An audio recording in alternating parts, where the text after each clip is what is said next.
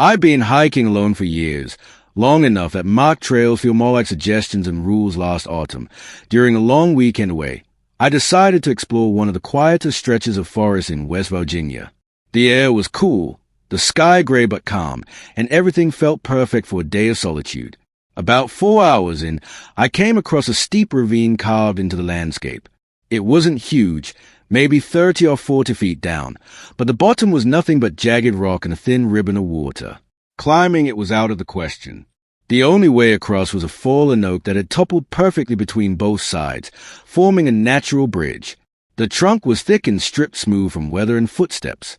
I tested it, felt it hold, and crossed slowly, balancing with each careful step.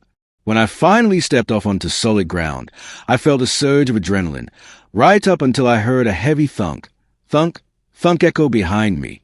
I turned to see a man standing on the bank I'd just left.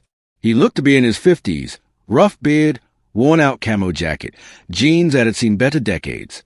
At first, I didn't understand what he was holding. Then I realized it was a full-size axe.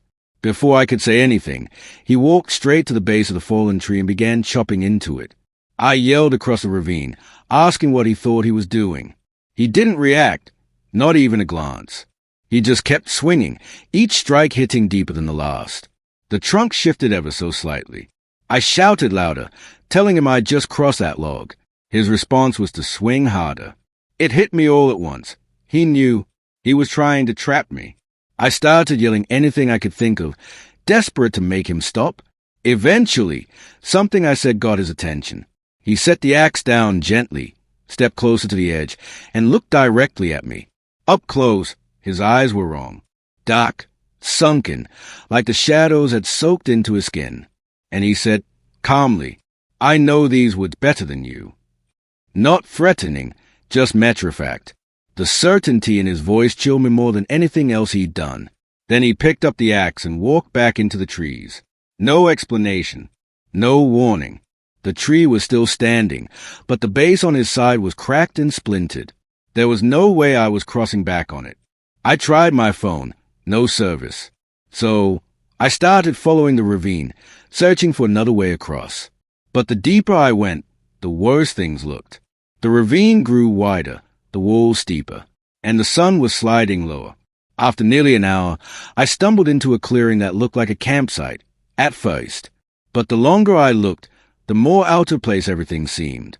Strange symbols carved into bark, bundles of fabric tied to branches, rusted metal, bones arranged in patterns. I backed away instantly, and that's when I heard footsteps, soft but steady, following me. Every time I turned, the woods fell silent, but the moment I moved, the sound returned. When I finally caught movement out of the corner of my eye, someone ducking behind a tree, my stomach dropped. There was another shape to the left, and another. They were spreading out, hurting me. When they realized I'd seen them, the stealth ended. Branches snapped. Heavy steps. One of them swung something metallic, maybe a pipe. My body acted before my brain did. I ran. They chased without hesitation, screaming. Not words, just raw, animalistic noise. The ravine was still beside me when I found another fallen tree bridging the gap. Much smaller, much riskier, but I had no choice. I scrambled across. Somehow it held. 3 figures emerged on the other side. Filthy, ragged, each looking disturbingly similar to the Axeman. One stepped toward the trunk as if he might follow, but stopped. Then one of them shouted, "Get out of here. You're lucky." That was enough.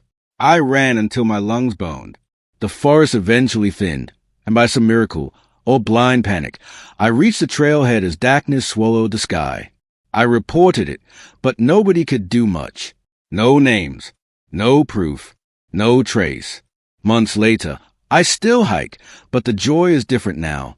Every quiet moment reminds me of the man on the bank, the way he looked at me like he knew exactly what was waiting deeper in the woods. And maybe he did.